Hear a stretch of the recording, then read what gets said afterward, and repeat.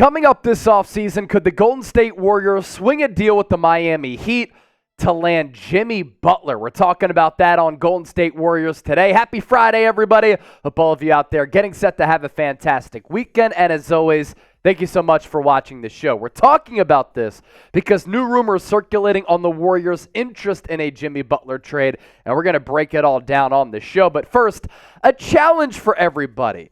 Average likes in June per video. Usually we pick up about 226.1 likes per video here on the channel.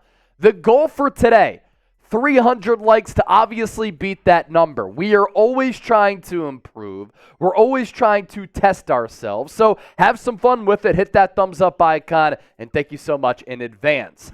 As for these Jimmy Butler rumors that come from Nick Friedell of ESPN, he was on 95.7 The Game in San Francisco, and during the interview he said this: Jimmy Butler's name has popped up in the conversation for the Warriors. I think it's a fit on paper, but I'm not sure how he fits into that locker room as the alpha personality that he is, and I don't know if after all the wear and tear on his knees, the Warriors would want to give him that contract extension.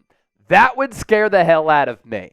Now, from my view, I don't think there's any doubt that Jimmy Butler's fit on the court can really be questioned by the Golden State Warriors. I actually think that he would fit, but I also think that Jimmy Butler raises the ceiling of this roster because I think Jimmy Butler is an all-around basketball player on both ends of the floor who can contribute offensively and defensively, and the Warriors have been a little bit light on talent, and I think that Butler would be able to fit in alongside Steph Curry because he's malleable, and then he makes you a much better defensive team, and he can get a bucket really at all three levels. Now, as for the Jimmy Butler situation, why he could get dealt by Miami, he's reportedly seeking a 2-year, $113 million extension from the Heat. Pat Riley, who runs basketball operations for Miami, said on May 6th, we are not trading Jimmy Butler. He is under contract for 2024-2025 with a $52.4 million player option for 2025-2026. So if he opts in, that's 2 years of team control, but he wants that contract extension to have that long-term financial stability. Butler also, I think, would be a great mentor to Jonathan Kuminga. Jonathan Kuminga is an unbelievable physical presence. He has so much ability. A lot of that potential is still untapped. He's in his early 20s, but sometimes he doesn't play like that physical player. Sometimes he is a little bit mentally off. And we're so used to, as people who watch the Warriors game in, game out, seeing a mentally tough organization led by Steph Curry, Klay Thompson, Draymond Green. You want Jonathan Kuminga to take that step. Jimmy Butler took that step years ago, given his upbringing, his basketball path, what he's dealt with on and off the court. He is a dog. And if you put Jimmy Butler next to Jonathan Kuminga, that's the type of mentor who will go up to Kuminga and he will say what he thinks he needs to say to bring the best out of Jonathan Kuminga to allow him to fully tap into his potential. Jimmy Butler's potential, we already know what it is. He's going to give you 20, 25 points every single night in the regular season. Occasionally he'll pop off for a big game and he'll go for 30, 40 points. In the playoffs, though, that's where Jimmy Butler comes alive. And I think that Jimmy Butler would be able to help out Steph Curry a lot in just taking the brunt of the offensive load off of Steph Curry's shoulders. It shouldn't just have to be, let's rely on Steph, because the team has become overly Steph reliant. And when you bring in a player like Jimmy Butler, who in the playoffs with Miami, 64 games, has lifted the Heat to 2 NBA Finals, has won a bunch of big games and series, has averaged 25 points per game, 7 boards, 6 assists, 47.5% from the floor, and 34% from three-point range. This just makes you a better basketball team. You, of course, have concerns about Jimmy Butler's age and him breaking down and giving him a lot of money.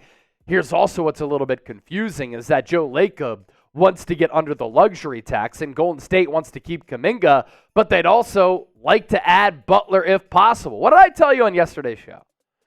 The Warriors are not a dumb business. They're not a poorly run basketball organization. They understand, shoot, we got to take advantage of Steph Curry being in his prime, and we got to be aggressive here. We can't just let Steph Curry rot away. So if we have to go into the luxury tax, the Warriors have shown in the past they have and will. Now, what would hold them back when you have Steph Curry on your team? As for the Warriors' trade assets, if they were to make a trade for Jimmy Butler, you're looking at Jonathan Kuminga as the best piece. There's no doubt about it. Andrew Wiggins, salary filler. Moses Moody, a solid two-way player with potential. Gary Payton II. And then on the right side of your screen, you have 4 first-round picks, 2025, 2026, 2027, and 2028. As for what the package could be, producer Chip's going to turn on the YouTube Shorts camera, and I'm going to go off for about 60 seconds here. According to Nick Friedell of ESPN, the Golden State Warriors are interested in trading for Jimmy Butler. But I think the only way that the Miami Heat trade Jimmy Butler to the Golden State Warriors is if the Warriors include Jonathan Kuminga in the deal. Jimmy Butler is the backbone of that Heat organization. He epitomizes Heat culture. And that would signal somewhat of a retool or a rebuild for Miami. They definitely like to get a little bit younger because if they trade Jimmy Butler away, it signals they don't want to give him the contract extension that he is seeking. So the Warriors might have to part ways with Jonathan Kuminga to give Miami that young stud who the Heat can develop, and they develop the heck out of players, in addition to Brandon Podziemski. That's a lot to give up for Golden State, but does Jimmy Butler improve your championship window? Let me know down in the comment section right now. Now let's pop up this question here as well. Do you want the Warriors to trade for Jimmy Butler? T for trade, P for pass. Let me know. Coming up next, could the Warriors sign Jonathan Kuminga to a contract extension? Because as we know, he could be in line for that.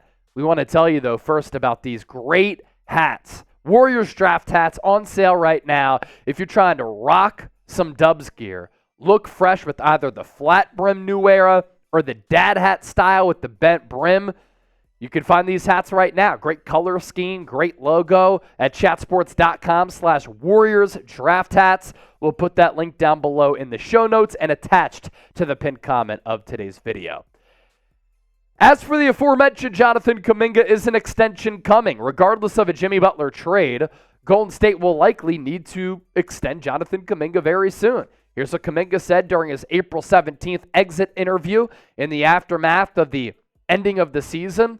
Oh, wow, I didn't even think of that. It's just something I think my agent will be working on. I'm just going to focus on my mental and my body. Jonathan Kuminga also has said, I love it here with the Golden State Warriors. I think it's funny that he said that after we finally got some playing time, was able to have a career year. He kind of butted heads with Steve Kerr at times because prior to this year, Steve Kerr didn't have a lot of trust in him and didn't include him in that rotation. Now, Jonathan Kuminga, I think, is an ascending player. He's certainly worth keeping. He's worth spending money on and investing in. I don't know if you want to include Jonathan Kuminga in a trade for aging veterans, not named Kevin Durant, LeBron James. You can certainly debate that down in the comment section. But remember when Jonathan Kuminga complained about playing time? And now he's talking about loving it here. Look, when you're due a bag and you can get a bag, of course you're going to love it with an organization because they're giving you paychecks. Before and after the meeting that Jonathan Kuminga had with Steve Kerr about the lack of playing time, and he complained about the run as recent as this past year. First 33 games, averaging under 13 points per, 4 rebounds, more than an assist per night, 50.5% from the field, 28% from 3. But then he starts playing a little bit more. Last 44 games, averages nearly 19 points per game, 5.5 rebounds. Assist numbers go up. Field goal numbers go up. And then naturally the three-point numbers go up as well. What would an extension look like? I'm sure a lot of you have that question that you're asking down in the comment section. We can, of course, give you that. Logan Murdoch of The Ringer saying this: the Warriors brass has valued Kuminga highly in recent years, but extension negotiations will be telling, as his public complaints about his playing time earlier this year suggest that he and the Warriors may not see eye to eye about his role. Some analysts believe Kuminga could fetch more than $30 million per year on the open market, a figure that would make him the second highest paid player on Golden State's roster. That's part of the predicament and the problem that you run into with the player like Kuminga. You're betting on potential, but you're investing in him not knowing what he's going to become. A similar deal that we have seen before, Bobby Marks of ESPN, a master of the salary cap, said the deal could look like Jaden McDaniels' deal with the Minnesota Timberwolves, 5 years, $131. Kuminga could be offered more than $30 million easily as a 2025 restricted free agent. And if you believe in him, extend him now could be the thought process before the price gets higher. So what would you offer Jonathan Kuminga on a contract extension? Drop a number down below in the comments. And don't forget to hit that subscribe button as you venture down there. Things to take care of, a Kuminga extension likely won't come until decisions are made on CP3, Andrew Wiggins, Klay Thompson, and until the 2024-2025 roster is set. So when I talk about this offseason being a big one for Golden State with a lot of huge decisions to be made, there are a lot of future decisions to be made, current decisions to be made as far as the future of this organization and as early as next year. This has been Warriors Today by Chat Sports. Thank you so much for watching. Have an awesome weekend.